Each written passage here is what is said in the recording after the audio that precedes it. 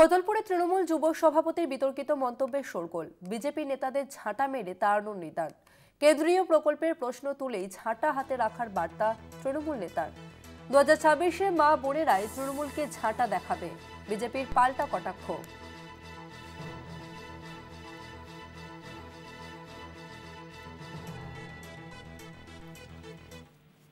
জিজ্ঞাসা করবেন আমার 100 দিনের কাজের টাকা কোথায় গেল, আমার বাংলার বাড়ি আবাস যোজনার টাকা কোথায় গেল, আমার কেন্দ্রীয় সরকারের রেশনের খাদ্যটা কোথায় গেল।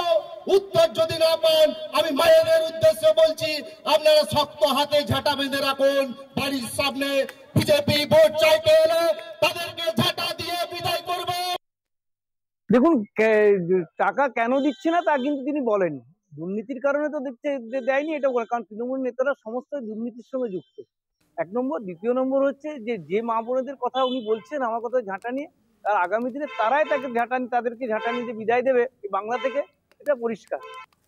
কোতলপুরে তৃণমূল যুব সভাপতির বিতর্কিত মন্তব্যের শোরগোল। বিজেপি নেতাদের ঝাঁটা মেরে তাড়ানোর নিদান।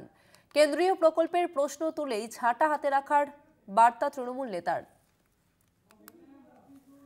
আমরা কথা বলবো, আমাদের সঙ্গে ফোন লাইনে রয়েছেন প্রতিনিধি মফিজুল হুদা। মফিজুল, তৃণমূল নেতার এই মন্তব্যে বিজেপি জেলা নেতৃত্বের কি কোনো প্রতিক্রিয়া পাওয়া গিয়েছে? দেখো, গতকাল এসআইআর এ সাধারণ মানুষকে হয়রানির প্রতিবাদে তৃণমূল কংগ্রেসের একটা কোতুলপুরে জনসভা ছিল। সেই জনসভায় বক্তব্য রাখতে গিয়ে বিষ্ণুপুর সাংগঠনিক জেলার যুব সভাপতি বলেন, বিজেপি কর্মীরা যদি বাড়িতে ভোট চাইতে যায়, আপনারা মহিলারা ঝাঁটা পেলে তৈরি রাখুন, তাদেরকে ঝাঁটা পিটা করবেন। তবে এই বিষয়ে আমরা বিজেপি নেতার সাথে কথা বলেছিলাম, তারা জানাচ্ছেন যে তৃণমূল কংগ্রেসের এই ধরনেরই কালচার, তারা এই ধরনের কথাবার্তা ছাড়া আর কিছু করার নেই। মানুষের জন্য উন্নয়ন করার কোনো নজর দিক, এই ধরনের কথা থেকে বিরত থাকুন।